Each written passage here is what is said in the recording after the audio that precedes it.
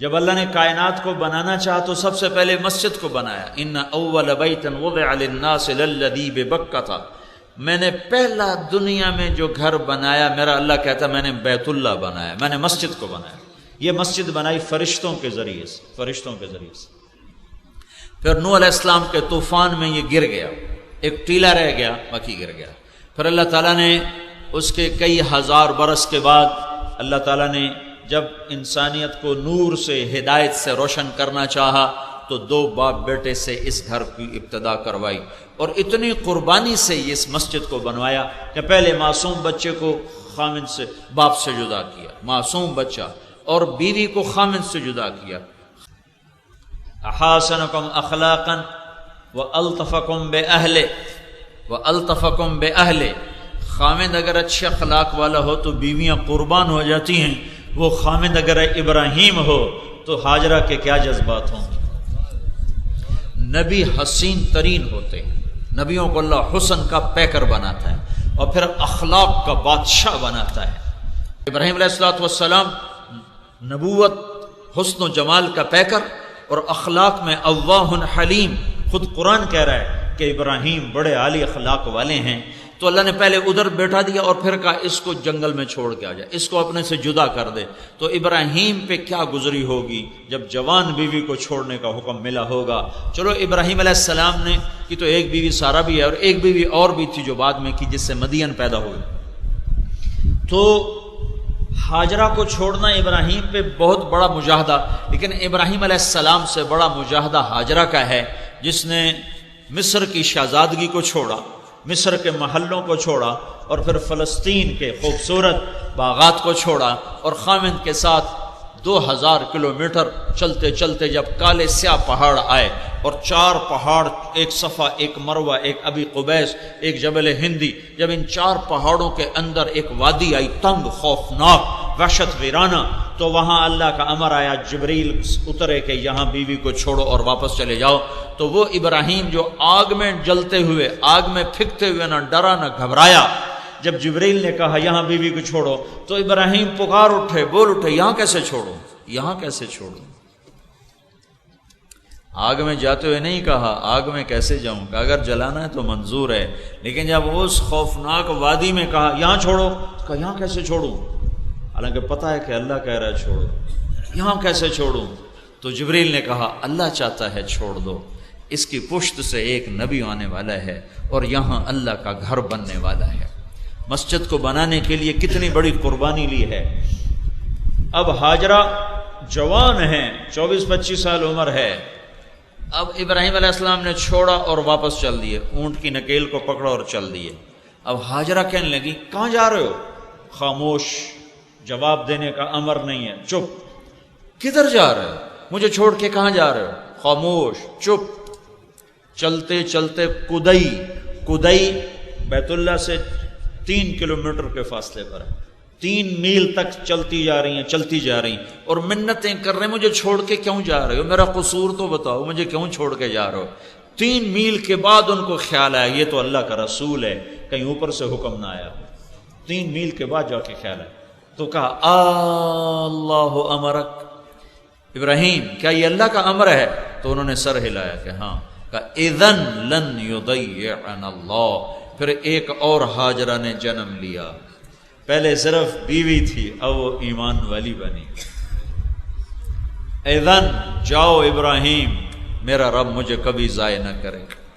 جب تک ابراہیم علیہ السلام نظروں سے اوجھل نہیں ہوئے، بچے کو گود میں لے کر کھڑی ان کو دیکھتے، میں تو کبھی کبھی تنہائی میں اس منظر کو تصور میں لاتا ہوں تو میں پھوٹ پھوٹ کے رو پڑتا ہوں کہ یا اللہ تو نے کتنی بڑی قربانی ہے۔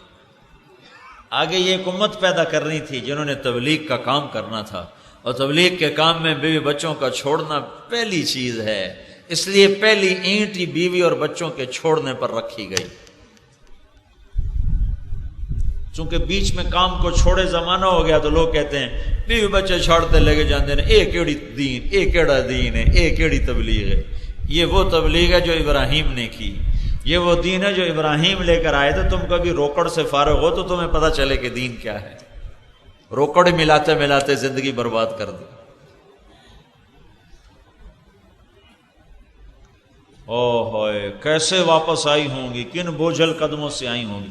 اور ابراہیم جو کبھی دل چھوٹا نہ کرنے والے، جب وہ پہاڑ سے نیچے ہو گئے اور بیوی غائب ہو گئی نظروں سے، تو ایک دم انہوں نے بیت اللہ کی طرف منہ کر کے یوں ہاتھ اٹھائے، ربنا انی اسکنت من ذریتی بواد غیر ذی زرع عند بیتک المحرم، اے میرے رب تو نے کہا اور میں نے چھوڑ دیا، تیرے حکم پہ چھوڑ دیا، دل پہ پتھر رکھا اور چھوڑ دیا، یا اللہ اب تو ہی وارث ہے، تو ہی کفیل ہے، تو ہی اس کی اور اس کی نسلوں کی حفاظت فرما۔ کتنی لمبی دعا سورہ ابراہیم کے آخر میں ابراہیم علیہ السلام نے فرمائی، دعا فرمائی، جس کو اللہ نے پورا قرآن میں نقل کیا پورا۔ وہ رات جب آئی ہوگی ہاجرہ پر تو کیسی آئی ہوگی؟ فیصل آباد کی رات نہیں کہ لوڈ شیڈنگ ہے، اندھیرا ہے، چلو بتی جلا لو، گیس جلا لو، جنریٹر جلا لو، چلا لو۔ وہاں تو اوپر آسمان کی کالی رات ہے، نیچے کالے پہاڑوں کی سیاہی ہے، اور اپنے ساتھ تنہائی کی سیاہی ہے، تین اندھیرے، تنہائی کا اندھیرا، پہاڑوں کا اندھیرا، کالی رات کا اندھیرا، اوپر آسمان نیچے ہاجرہ۔ آسمان کے تارے بھی حیران ہوئے ہوں گے اور مکہ کے پہاڑ بھی حیران ہوئے ہوں گے کہ یہ مائی یہ خاتون یہاں بچے کو گود میں لے کے کیوں بیٹھی ہوئی؟ یہ مسجد بنوائی جا رہی، مسجد، پہلی اینٹ رکھی گئی مسجد کے ذریعے سے۔ مسجد اس کائنات کے لیے ایسے ہے جیسے جسم کے لیے روح ہے، جسم میں سے روح نکل جائے تو جسم میت ہے، جب مسجدیں ویران ہوتی ہیں تو شہر ویران ہو جاتا ہے۔ ہمیں مسجد سے جڑنے والا بنایا،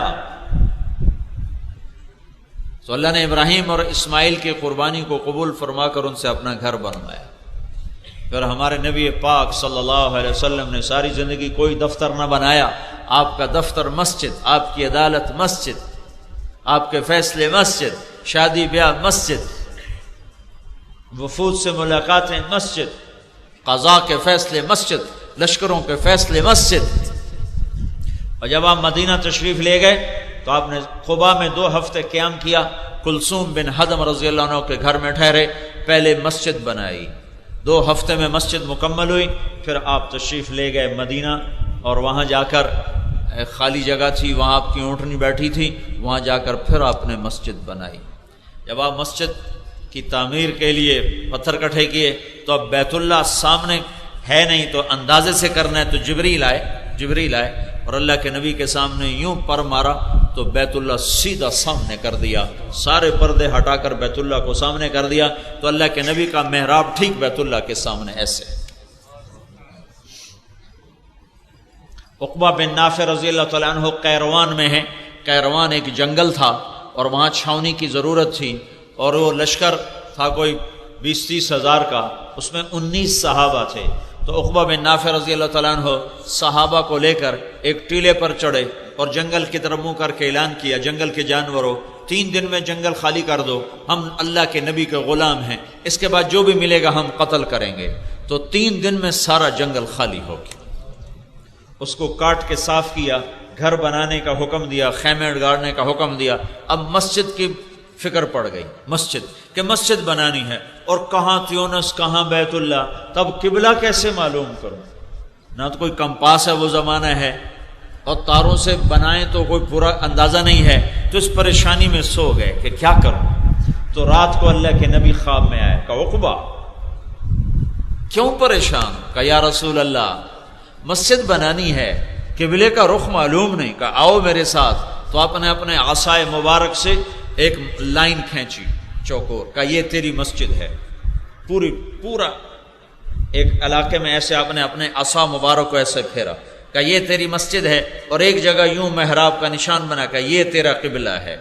جب آنکھ کھلی تو وہاں کھدائی ہوئی پڑی تھی اور قبلے کا نشان لگا پڑا تھا۔ تو قیروان کی مسجد آج بھی موجود ہے، مسجد عقبہ بن نافع کے نام سے وہ آج بھی موجود ہے۔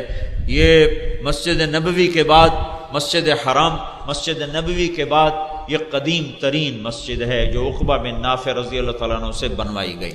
میرے بھائیوں، تبلیغ کا کام بھی مولانا الیاس صاحب نے مسجد سے شروع کیا، کوئی مرکز نہیں بنایا، کوئی دفتر نہیں بنایا، ساری تحریکوں کے دفتر ہیں، نظام ہیں، تبلیغ کا مرکز مسجد ہوتی، فیصل آباد کا تبلیغی مرکز اسماعیل مسجد، لاہور کا تبلیغی مرکز ابراہیم مسجد، رائمنڈ کا تبلیغی مرکز ایک مسجد ہے، بہت بڑی مسجد ہے۔ مسجد سے مردوں کو جوڑا، مسجد سے مردوں کو جوڑا، اللہ کی رحمت جو بیت اللہ پر اترتی ہے پھر وہ جاتی ہے مسجد نبوی کی طرف، پھر مسجد نبوی سے پھیلتی ہے وہ مساجد کی طرف، کہ بیوتی فی الارض المساجد عمارها زوارها فطوبى لمن تطہر فی بیتہ ثم زارنی۔ اللہ تعالیٰ کا فرمان ہے کہ جنا کالونی والوں کو بتاؤ کہ یہ مسجد میری مسجد ہے، تمہاری نہیں ہے، تمہاری نہیں ہے، میری مسجد ہے۔ دنیا میں مسجدیں میرے گھر ہیں، جو ان مسجدوں میں آتے ہیں وہ ان گھروں کو آباد کرنے والے ہیں۔ جو اپنے گھر سے وضو کر کے مسجد میں نماز پڑھنے آئے گا اسے بتا دو کہ میں رب دروازے پر اس کا استقبال کروں گا۔ مسجد میں آنے والے کا استقبال اللہ کرتا ہے۔ مسجد والے بنو بھائیو، بازار والے نہ بنو، مسجد والے بنو۔